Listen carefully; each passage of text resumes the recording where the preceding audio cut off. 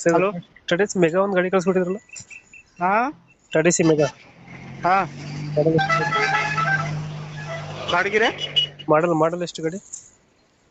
ಮಾಡಲ್ 16. ಏದಾ 16. 16? ಹಾ ಕನ್ನಡ ಬರಲ್ಲ ನಿಮ್ಗೆ? ಹಾ ರಣ ಕನ್ನಡ ಬರಲ್ವಾ ಅಂತ. ಬರ್ತದಲ್ರಿ ಅಣ್ಣ. ಇಷ್ಟ ಮತ್ತೆ ಮಾಡಲ್ಲ 2000? ಪೂಜಾರಿ